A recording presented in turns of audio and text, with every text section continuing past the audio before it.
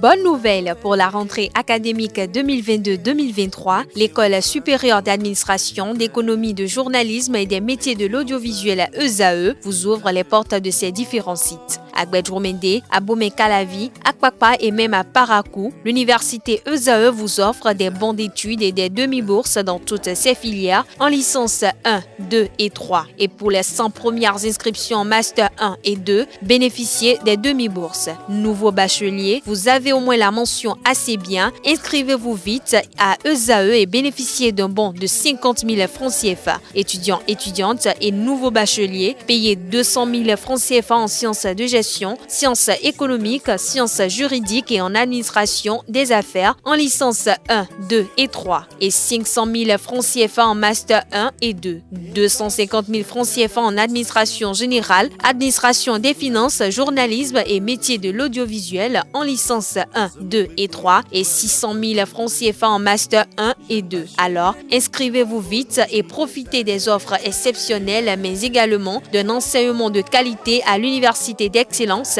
ESAE. Infoline 90 93 65 21 ou le 98 98 14 00.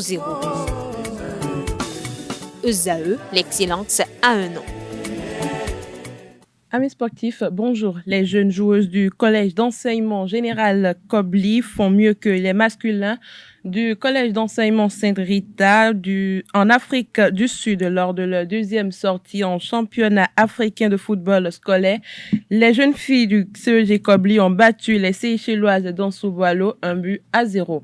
L'unique but de la partie a été inscrit sur un penalty par la capitaine des Béninoises Bassopa Yokosi avec 4 points. Le CEG Kobli est bien parti pour se qualifier pour les demi-finales pour leur troisième et dernier match de poule.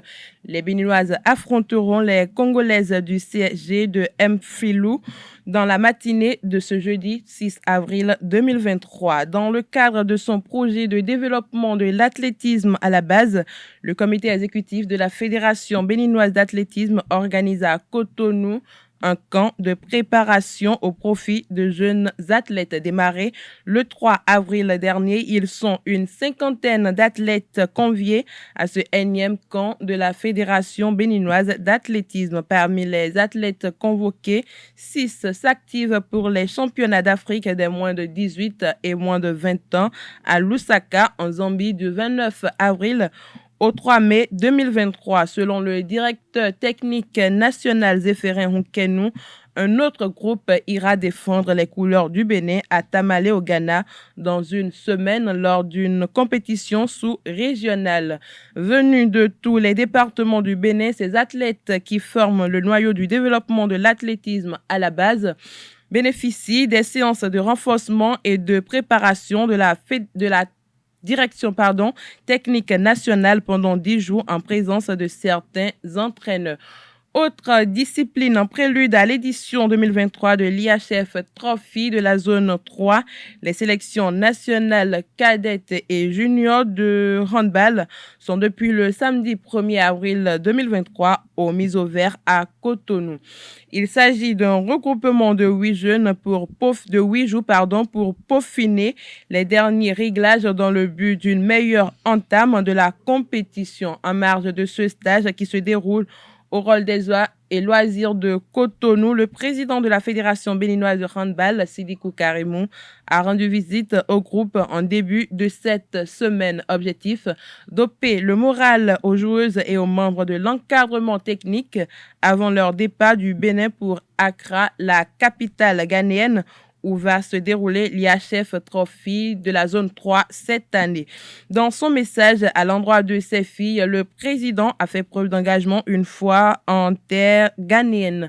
Nous faisons le maximum pour vous mettre dans de bonnes conditions.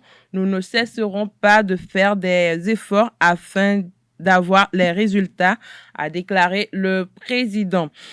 Le comité exécutif de la Confédération africaine de football CAF, présidé par Patrice Motsepe, a exprimé son soutien à la candidature du Maroc pour organiser la Coupe du monde de football en 2030. Cette décision a été prise à l'unanimité lors d'une réunion tenu par visioconférence ce mercredi 5 avril 2023.